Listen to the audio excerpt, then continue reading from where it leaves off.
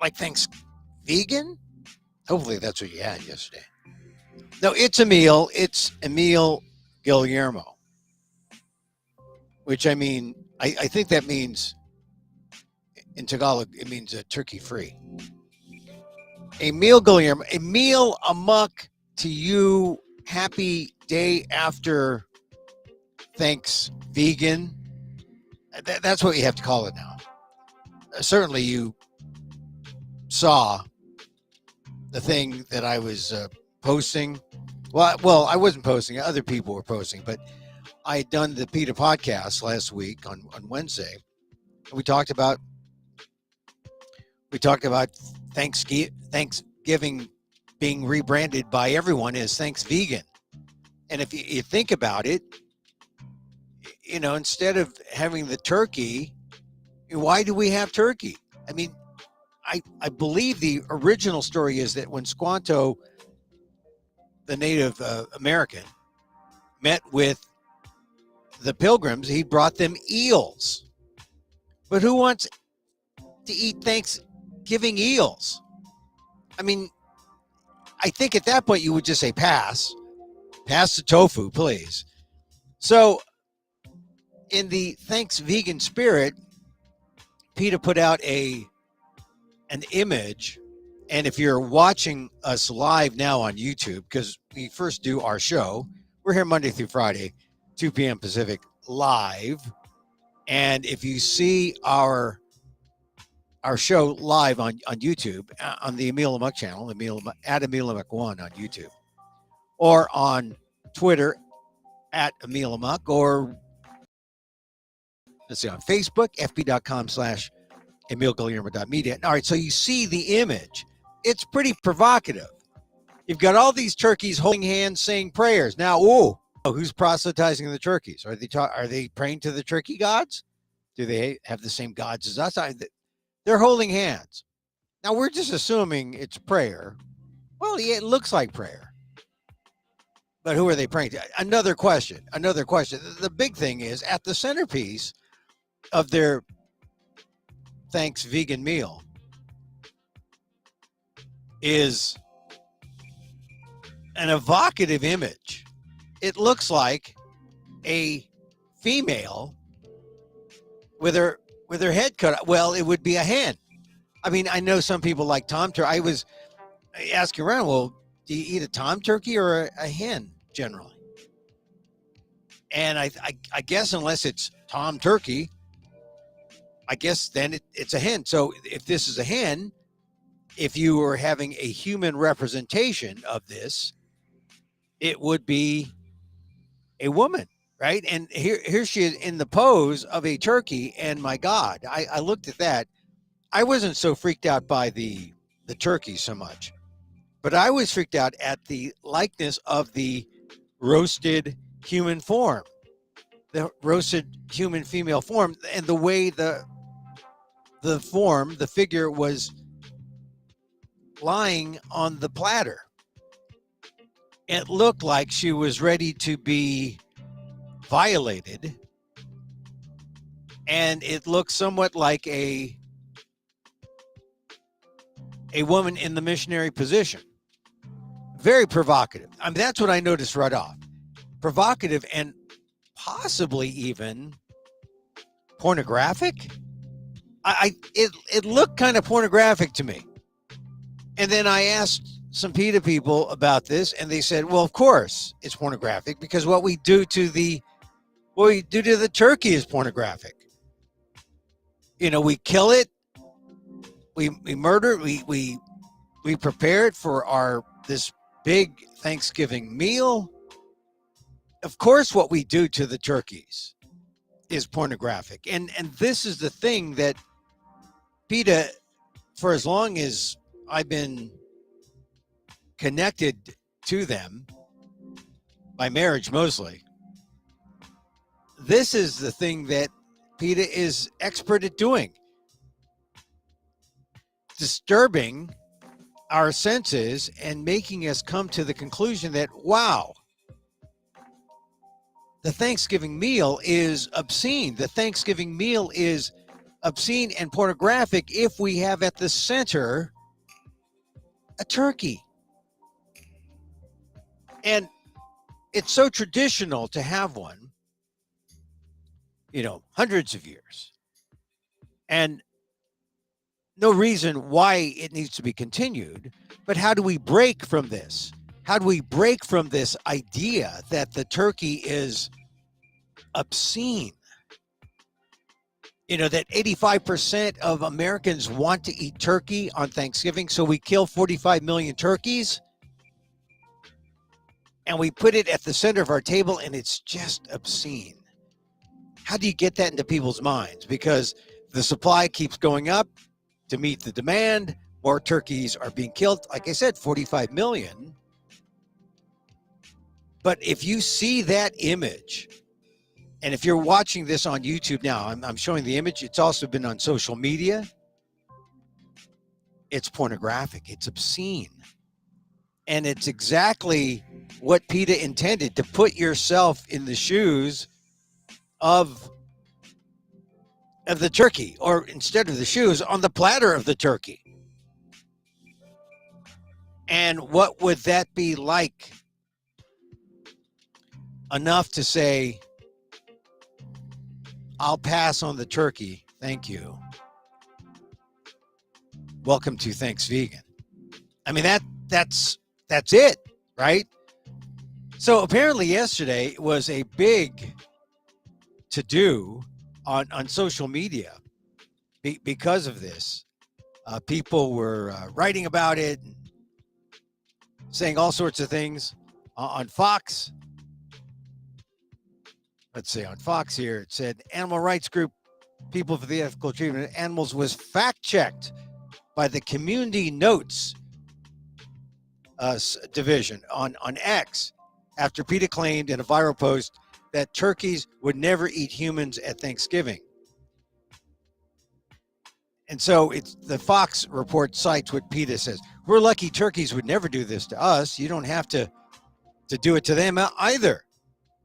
And it got 26.7 million views online. That image that I'm showing you. I'm now on the Fox image now, and the Fox story. But it is interesting. 26.7, almost 30 million views online. See that, and that's why I thought, oh well, then I'll do this story today, and I'll show the image of the turkey, and then the human form, and maybe I'll get a fraction of the views. But what the Community Notes people said was turkeys are not vegetarians. Turkeys eat mice, lizards, frogs, and just about anything they can fit in their mouth. If turkeys were larger or had the technological means to farm and eat humans, their current diet reveals they likely would. Well, I don't know. I don't know how many turkeys they asked. And then, of course, commentators made fun of PETA. But this is what PETA's response was. I didn't find out until this morning. PETA's response to that image of the turkeys praying and with the turkey centerpiece. Ingrid Newkirk responded to the backlash in a statement to Fox News Digital. She said, "The last laugh is on people who cannot read because PETA did not say that turkeys are vegetarians. We said that they would not eat humans. And we should show them the return courtesy." Another brilliant response from Ingrid Newkirk, the head of PETA. Newkirk has previously updated her will to include a request for her flesh to be cooked and for her body parts to be transformed into activist messages post-mortem. "I'm deathly serious," Newkirk previously said in an interview with Fox Digital about her post-mortem plans. She explained that she wanted her flesh to be cooked with onions specifically in a human barbecue after she dies in order to raise the point that flesh is flesh. Well, of course, look, flesh is flesh. And you go back to that original image of the turkeys and the humans. Yeah, I guess the Community Notes people at X, they did not take it down. They just corrected it and said, hey, turkeys would eat humans if they had to. They wouldn't They wouldn't though. And as I said, PETA defended their imagery by saying, "Hey, look, we didn't say that turkeys were vegetarian. We just said that they wouldn't. They would return the favor, just as we spared them. They would spare us. Let's hope. Otherwise, gobble gobble. I guess." Anyway, that's quite an image. 30 million people saw it. Hey, look, I hope you had a great Thanksgiving. We did. We had a nice roast, had a nice tofu pot pie, had a nice vegan stuffing from this nice vegan butcher in Berkeley. We paid for it. It's not a trade deal or anything like that. But it was great. We had a great chocolate, a fake, it wasn't fake. It was just a chocolate cream vegan pie, which was one of the most delicious desserts I've had. Had mocktails. And so I hope you had a great Thanks Vegan. There's no reason to have any animal products, no reason to eat a turkey. I sent out little notes to friends and just said, hey, hope you had a great Thanksgiving. I reconnected with a lot of people this year all over the country, and it was a good 2023 was good.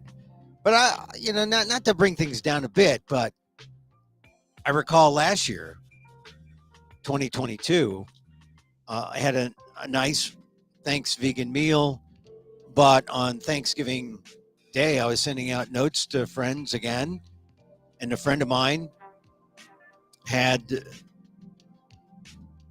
been diagnosed with cancer. And I thought, oh, well, we exchanged notes and said, I'll pray for you. When I went to New York, I was going to include a story about my friend, and it was too late. She had passed, and I didn't know. But she was big at, she was an instrumental person in devising Burning Man each year. She was sort of the head of who gets to be where on the playa. And that was a reminder just a year ago of that scene around Thanksgiving. But it just gives you plenty to be thankful for. Your good friends when you have them, and for your life as it continues. So I hope you had a great Thanksgiving. Thanks, vegans. I'm trying to get out of the habit of Thanksgiving. And I hope you take to heart that image, because that image is everything, right? That image, if we're at the center of everything, well, at some point you have to say, even Thanksgiving, even the Thanksgiving meal. And what would the turkeys do? The turkeys, I would hope, would have some compassion toward us and put at the center not the human form. Like I said, it's obscene, right? It looks like a female. It almost looks pornographic. Looks like a female in a pre-coital missionary position. It's just obscene.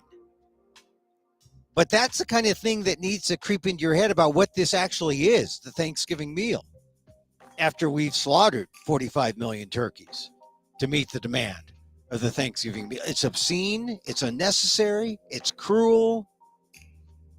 And if you haven't begun to veganize your holiday meal, I hope you do so in December, and I hope you think about it for next Thanks Vegan. All right, on today's show, a lot's happened. I mean, we got the hostages being traded. We're going to talk about the hostages in a second.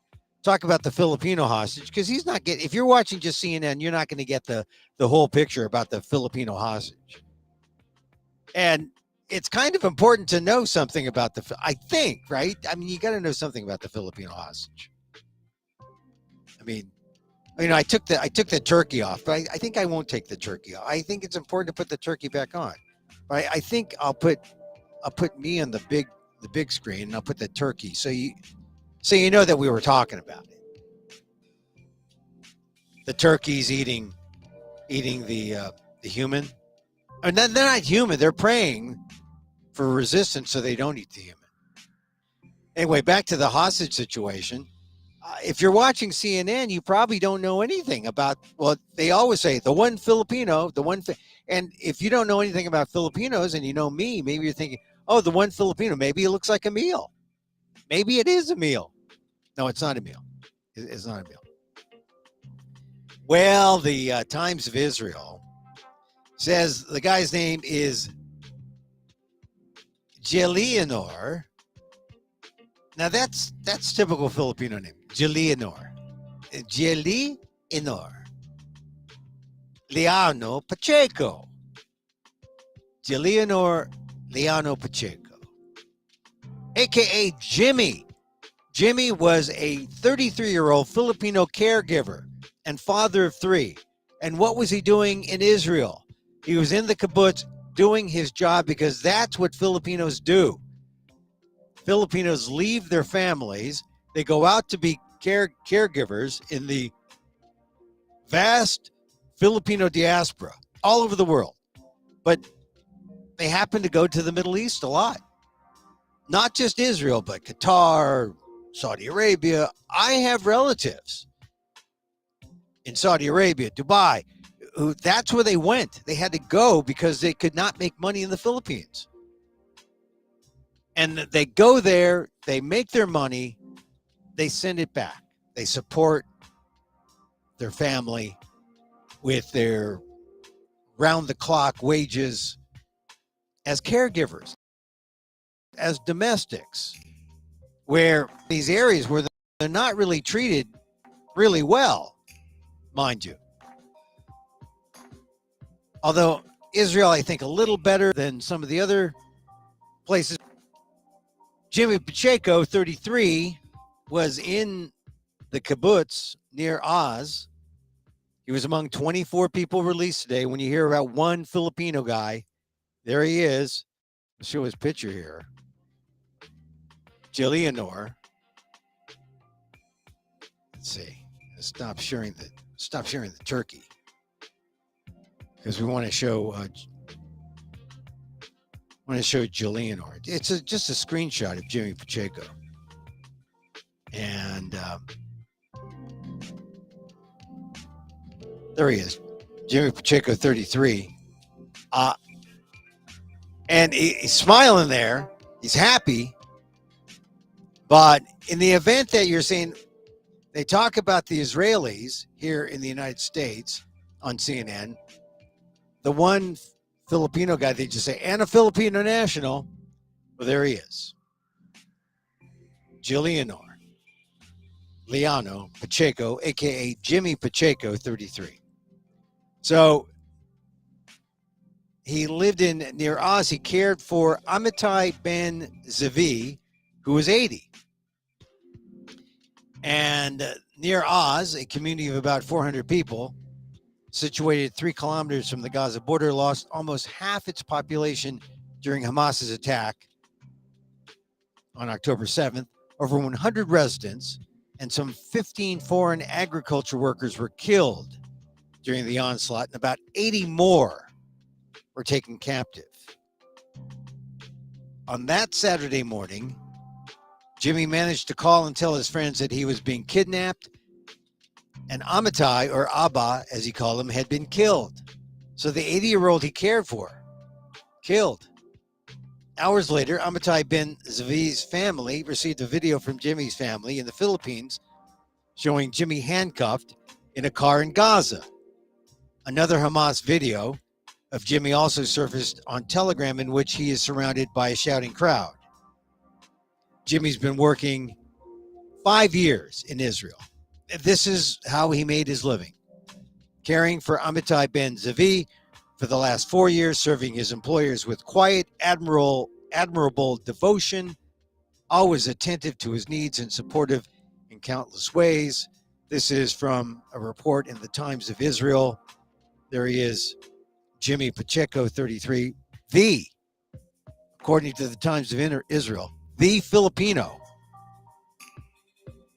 among the 24 hostages released today. Now, there were also the Thai hostages, and the Thai folks, same thing. The 10 Thai nationals. Now, the number is, I heard as many as, 13 Israelis, 10 Thai nationals, and then Jimmy Pacheco from the Philippines. But, of course, everyone in Thailand is overjoyed. Most of these people were laborers. They were Thai men. And they were either caregivers like Jimmy Pacheco, or they were ag workers, or both.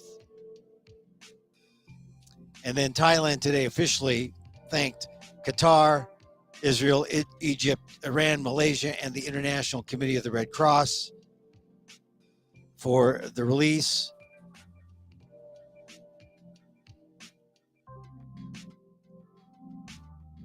And so this is part of the Asian diaspora.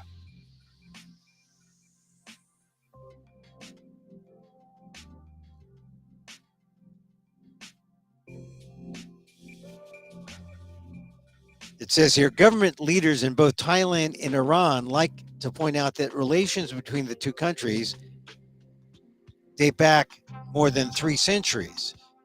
So apparently some of these folks had some kind of Persian settler Iranian connection, according to the story from the AP. And Thailand, 90% Buddhist, has a relatively small Muslim population. Yeah, there are Muslims all over. There are Muslims in the Philippines too, Mindanao. Trade, particularly the sale of Thai rice to Iran, has helped maintain good bilateral relations. Hey, it's a Thai rice. Despite sometimes heavy-handed efforts to suppress a Muslim separatist insurgency in the Deep South, where the provinces have Muslim majorities. The missing workers were among about 30,000 Thais employed mostly in Israel's agricultural sector. According to Thailand's foreign ministry, 39 were killed in the October 7th attacks and 26 abducted. More than 8,600 workers have been voluntarily repatriated since the attacks from Thailand or from Israel back to Thailand. So Asia, a great supplier of the manpower, and now we see how that manifests itself. You got 24 hostages, 13 Israeli, 10 Thai. It seems like they're mostly men, and 1 Filipino national, Jimmy Pacheco, who we got the name from the Times of Israel. So now you know, when you hear, the news, they have all these different audiences, and CNN has a U.S. audience,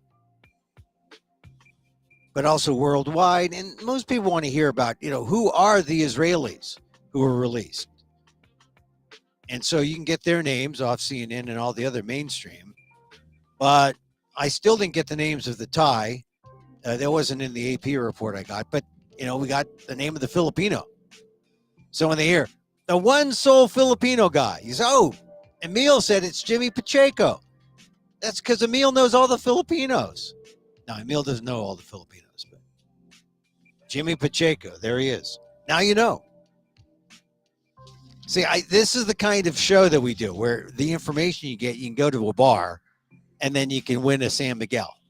Say, hey, I'll bet you a San Miguel. I can name the one Filipino hostage. He's known as one by all the newscasters. Oh, one, and one Filipino, and one Filipino. What's the guy's name?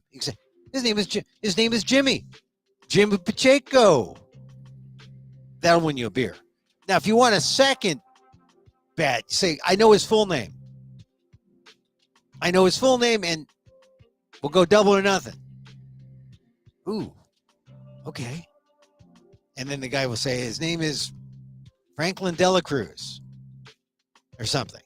He said, no. What's his name? I don't know. Okay, his name is Giuliano Jimmy Leano Pacheco 33. There it is. Pay up. There, I got you at least 2 San Miguel's today. This is a good bar bet day, you know? Not that you want to go to a bar. I mean, I have to admit, I did drink at my Thanks Vegan meal. I had a great, once again, these guys aren't sponsors, but a great sparkling California wine that you'd never expect. But if you know the wines from McManus Vineyards, from a tiny town known as Ripon, you'll know they have great wines in general. The reds, the whites, the reds in particular, the Cabs, the Merlots, the Zinfandels.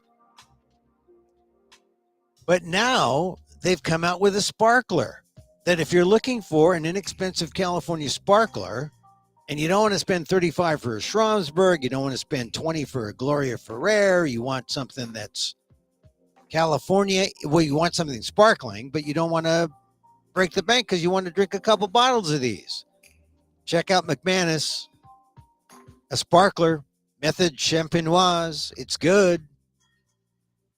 Take it from me, not too, a perfect balance between dry, brut, however you like it. You can't get too picky if you're paying under $15. But I was surprised. And I would pay for Mums. I would pay for Schramsberg. I would pay for, all the typical, white sparklers out of California. And this is a new one. And it's right at the price point where you say, I think I'll have an IPA. I think I'll just have a beer. No, you can go ahead and have the McManus sparkler. Go ahead, have that. Have it. All right, a couple things. Today, if you haven't noticed, is Indigenous Peoples Day. And I want to make my Indigenous confession that I don't know jack about Indigenous peoples. I know nothing. So I just wanted to read up and, be the voracious reader. And I have to admit, I'm just astonished, right, about how much I learned early on in my life and then unlearned it. I mean, if I ever learned it, I did not keep it. Because as you read more Native American histories,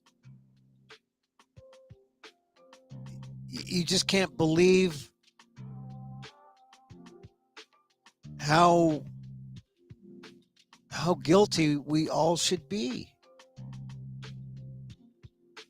as Americans who have mistreated the indigenous peoples of this continent. And so one way in has been the works of Ned Blackhawk.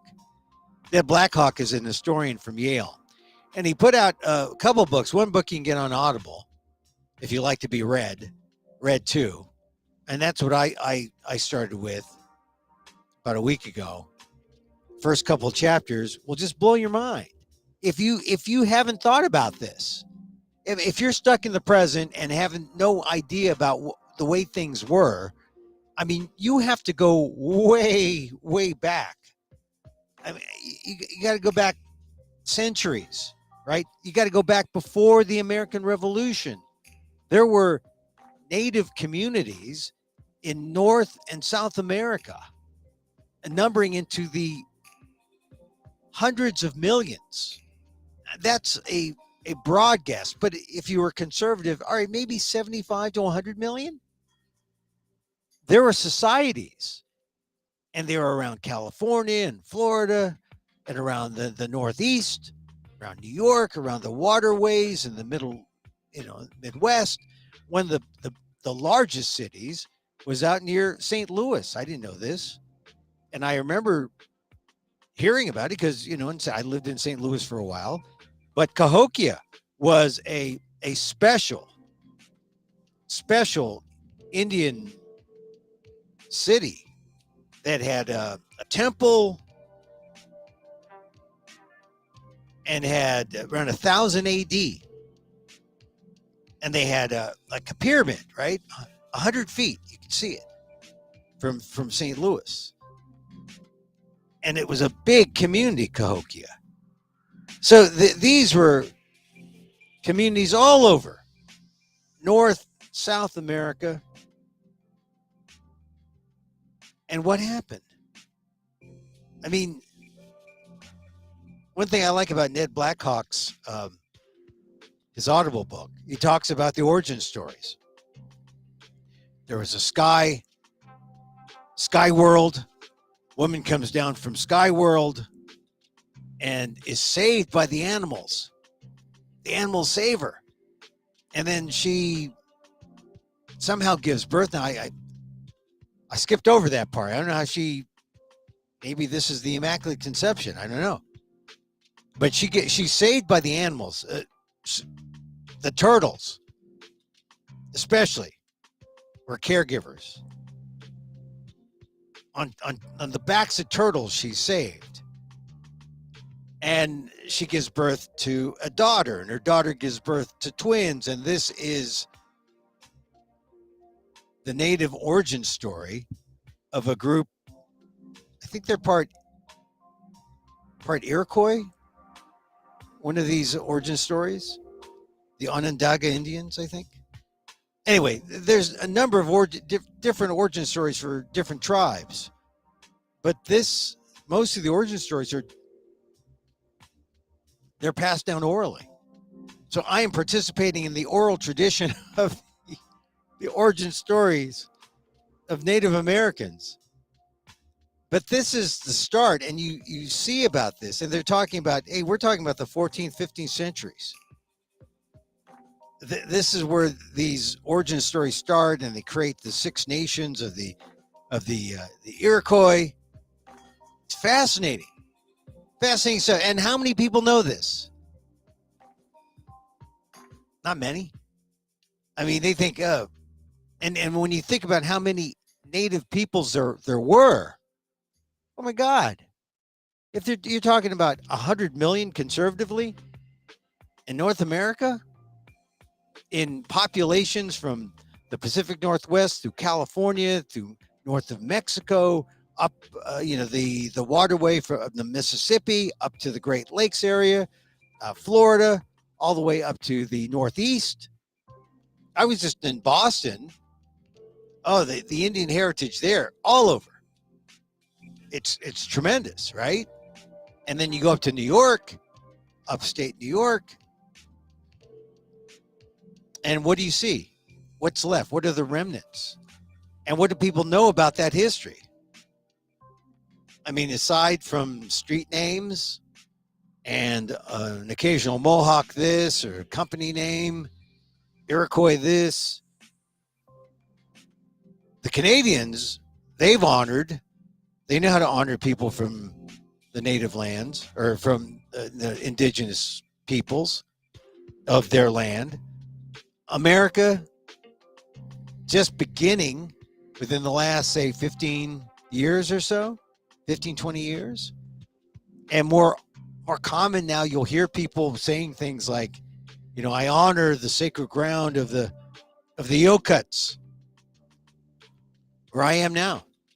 Or if you're in the San Francisco Bay Area, the sacred ground of the Ohlone. I mean, a lot of people do that. And admit it, when you hear that, you think, oh, this is so weird.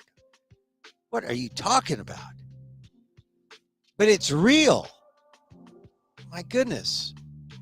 And yet we don't hear it often enough. But when you do hear it, oh, here comes some super woke person trying to wake us all up. Oh, yeah. And then we resist, right? And so that's my confession, that you start reading things like the work of Ned Blackhawk, the historian from Yale, and he's got a couple of books. One is a basic history of Native Americans, and then one that was just released in April of this year. And the New York Times did a review, or had an American historian do a review. And the headline is "Retelling U.S. History with Native Americans at the Center," A new account by the Yale historian Ned Blackhawk argues that Native peoples shaped the development of American democracy while being dispossessed of their land. Because, I mean, how can you come and take over a entire community continent wide without really systematically going about it and devastating and stealing the land? And in Blackhawk's first book, he talks about this. He talks about, he dates it to Columbus, 1492, right? That's the key date. And pre-Columbus, wow, Native American, indigenous, everything. And then when the Columbus and the Spanish came, what did they bring? They were coming to the Americas for the resources, because America had corn, America had gold, America had all these treasures. What did the Europeans bring to North America? Disease. And that is what helped the eradication of the Native Americans. Disease from Europeans. Because they had never, the native indigenous people of America had never been exposed to any of that. It was like a viral thing. Here comes the Spanish. Here comes the white man, right? And because the Spanish are white, they didn't get dark until they started intermarrying the Indians. But they come in and they bring disease. It kills off the indigenous almost as much as war and other technologies. Disease did in the indigenous. So just fascinating. Just little tidbits like that. You get the first two chapters of Ned Blackhawk's first book, which is on Audible, and you say, wow, I do sort of remember some of this, being taught. And I think the last time I heard of Native American history was maybe high school. You get it in California, you get it in grade school a lot. But there are ways to get through all your formal education and not know any of this Native American stuff. So pick up the book and read it again and say just how ignorant we all are.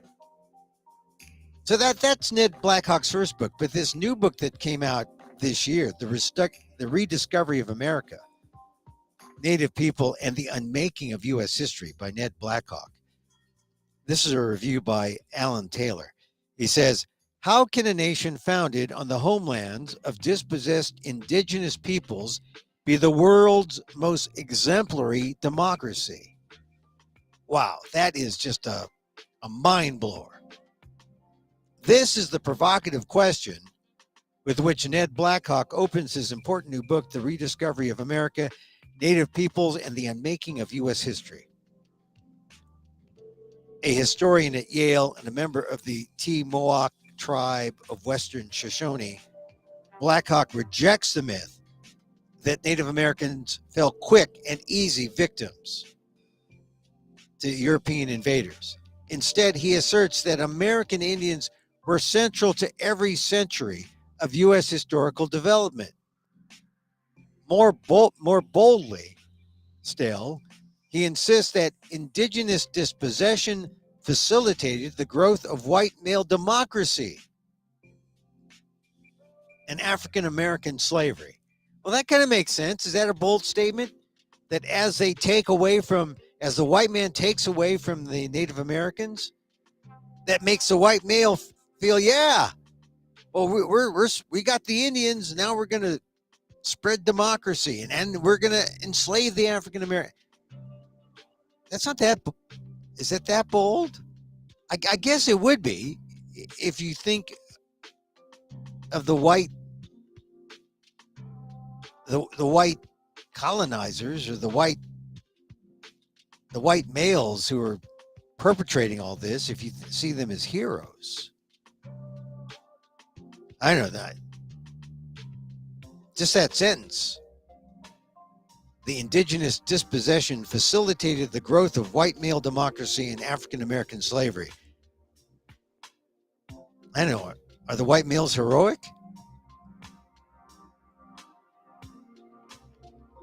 It says, built to serve and expand a settler society, the United States limited full citizenship to white men, helped them start new farms on lands taken from Indians, and protected their property rights, including their possession of enslaved people.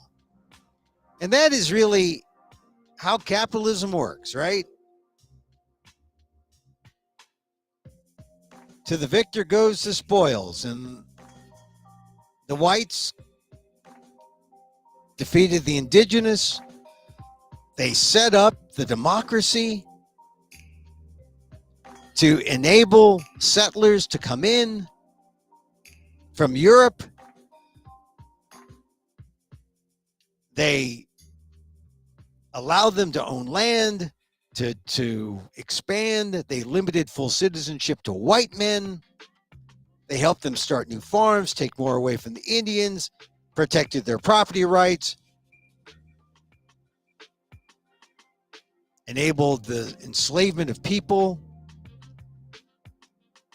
First two paragraphs of the review of the book kind of says it all. But you should read the book, The Rediscovery of America. I'm waiting for the Audible. Not available until 2024, but is a textbook at Blackhawk. And it is true. How can a nation founded on the homelands of dispossessed indigenous peoples be the world's most exemplary democracy? And I think you got to ask that question now when we have this big conflict going on in the Middle East. And we're trying to, Biden was on TV today talking about how he helped bring this together in his secret calls. That's good. And now how, after decades of being sort of on the back burner, this idea of two-state solution has come up. But what would a two-state solution look like? And where was this idea of two-state solution when the Spanish came in 1492 and saw the native peoples and said, hey, native peoples, bye, here's some disease to help eradicate you. We're not looking at a two-state solution. We're looking at a one-state solution. And we're going to enable this democracy, this white male democracy, and bring in all these Euros in and create this constitution that protects them and their rights and enables them to enslave. And wow, what a long, strange history America has. And this is our exemplary democracy and how it was formed. I think this is the reason why, you see it now when people like Ron DeSantis in Florida, they don't want you to know black history or any kind of history. Because the more you know, the more you, it's like that NBC saying, the more you know, the more you scratch your head and say, whoa, what happened? We got to right this ship somehow. That's why I call the segment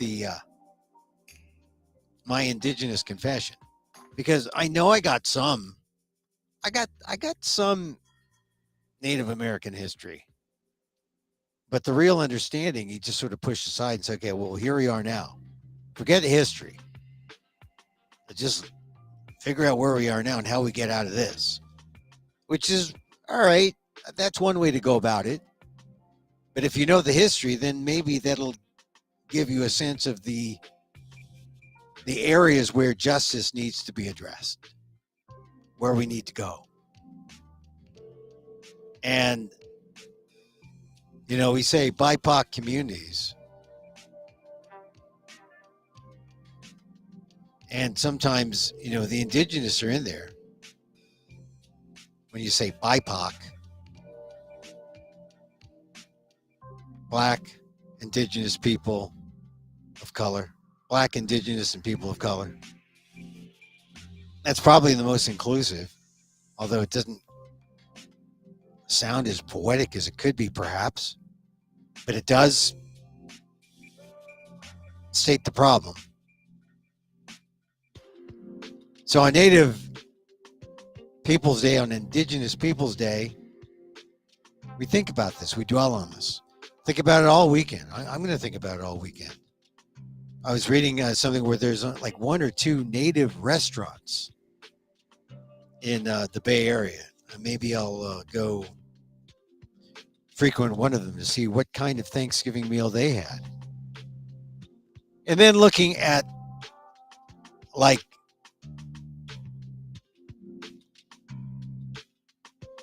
just looking at what the issues are now for Native peoples.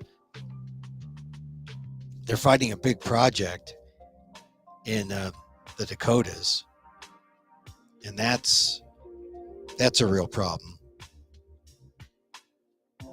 I saw something what was it? It was an email saying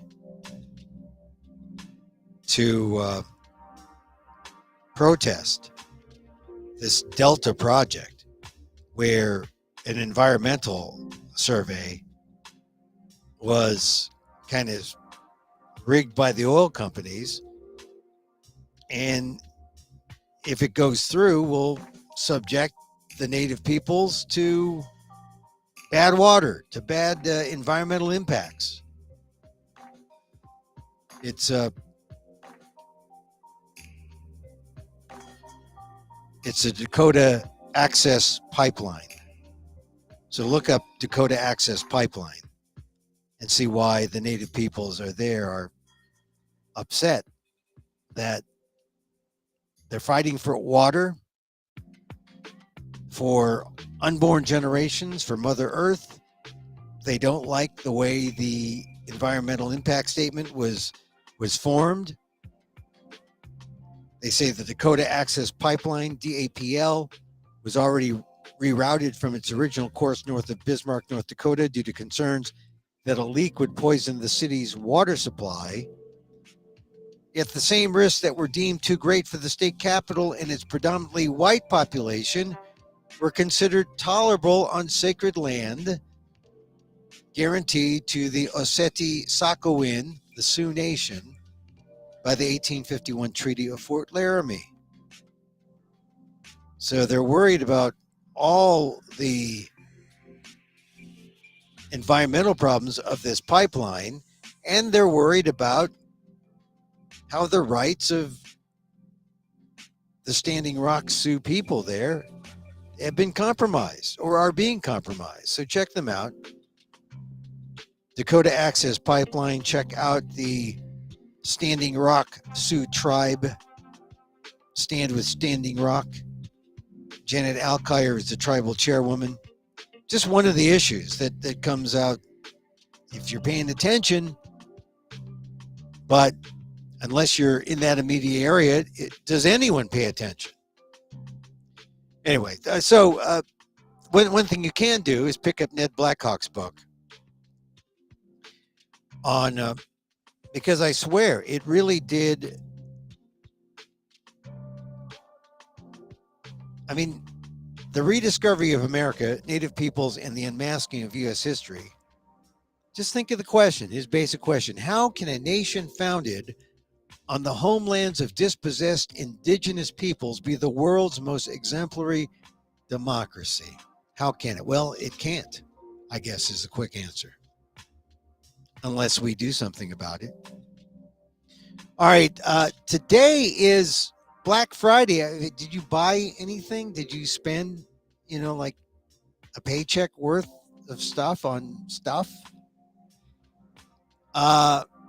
Just remember this. I'm trying to look. I'm subjected to the same thing.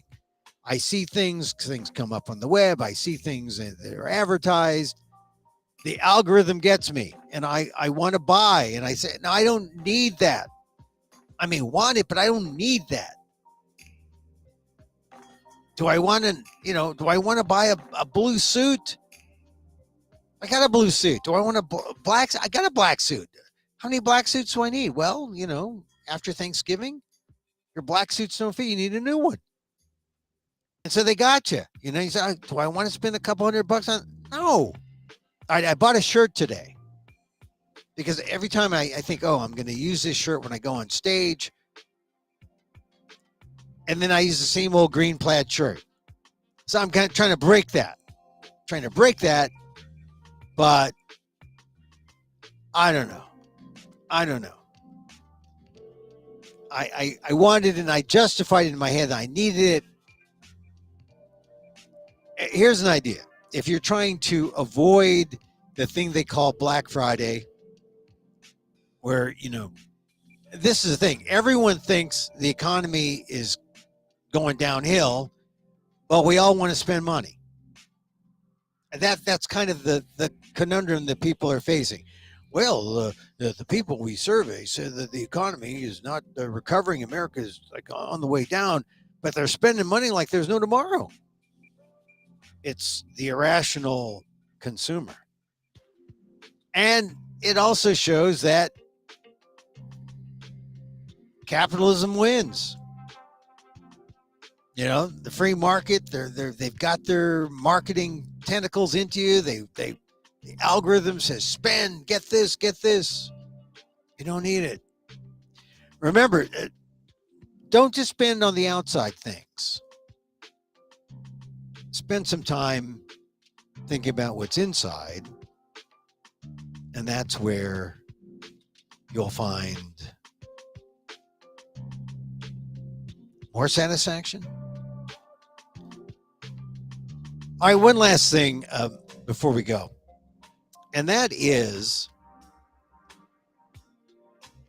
we've been talking about open AI and the big struggle over their board, and we mentioned this, but I like Kevin Rouse. He writes in the New York Times,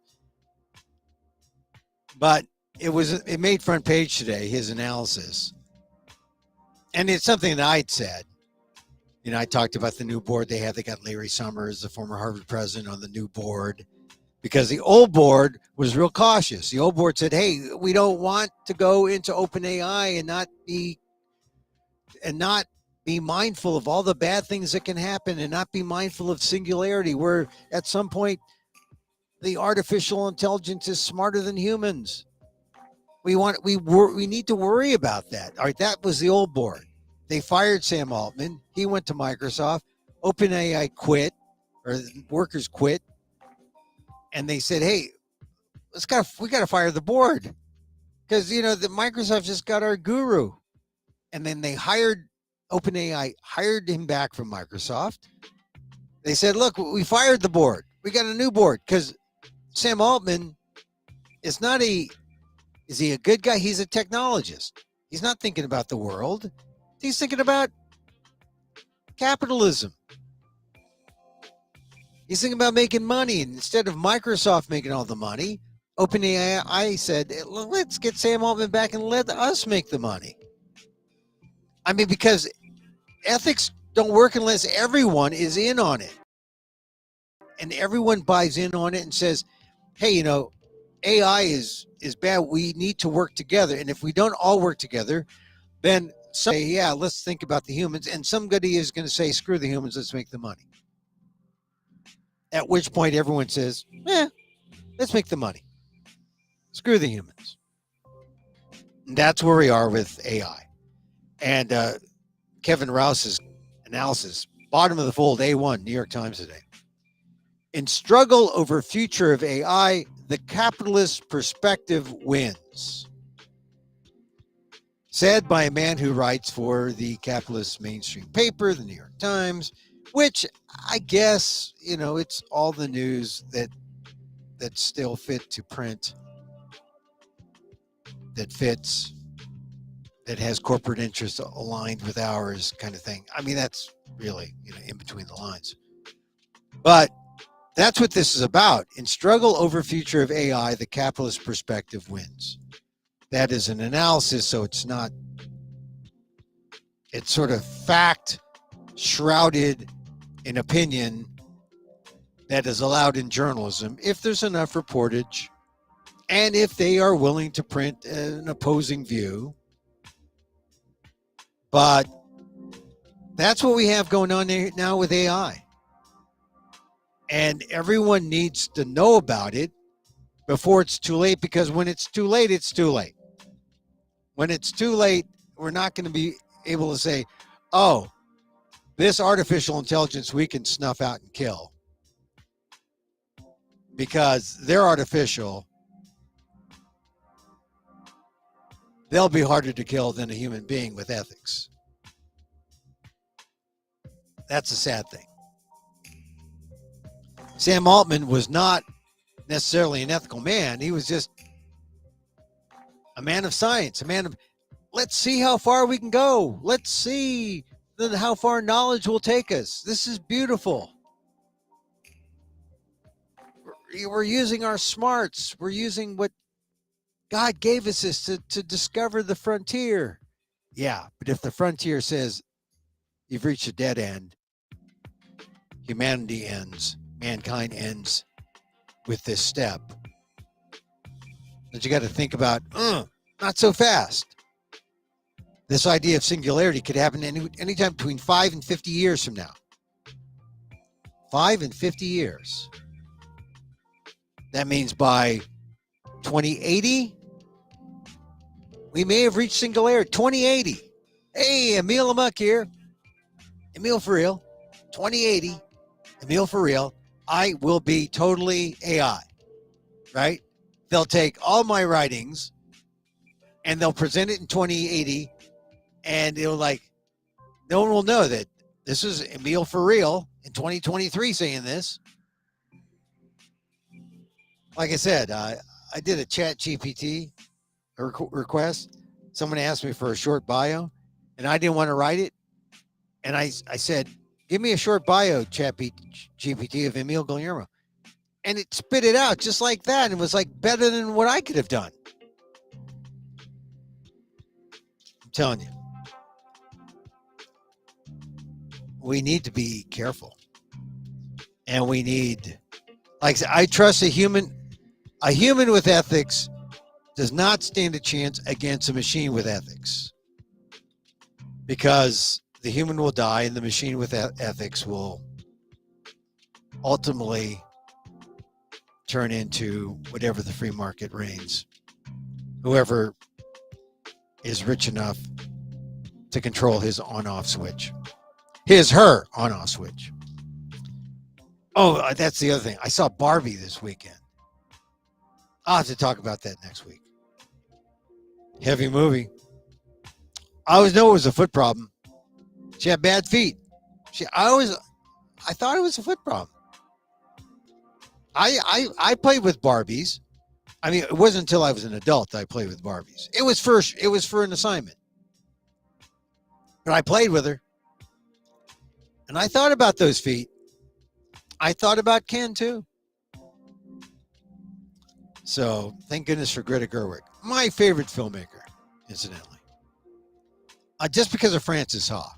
I must have seen it 15 times, 20 times, going from back and forth between U.S. and Asia. It was the only movie I really liked on the airplane. All right, that's it. Our post-Thanksgiving thing. We're ending right now. Hey, 49ers won. They look good. Brock Purdy look good. Mortal, but good. He didn't look like supernatural good. He just looked good. Mortal. When they're healthy, they're good. They're great. Keep them healthy. They shouldn't eat as much turkey. That's what I would warn them against. All right. I'll be repeating this and some other shows throughout the weekend. Hey, look, thank you for joining me. We're here Monday through Friday, live, 2 p.m. Pacific. Catch us on YouTube, on our YouTube channel. Catch us on at Emil Amok 1 on YouTube. Catch us on Facebook, fb.com/EmilGuillermo.media. Catch us on Twitter, X, formerly known as Twitter, at Emil Amok. AMOK.com has some back issues. Enjoy your holiday weekend, the rest of it. I'll see you on Monday. You know, we like to meditate because meditate is the art of doing nothing. The art of doing nothing well.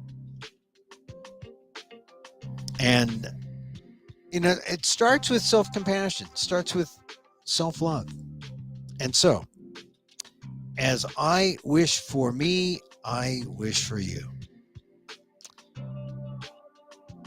May you be safe. May you be happy. May you be healthy. And may you live with ease. Emil Guillermo here. Till next time. Mahal Kita.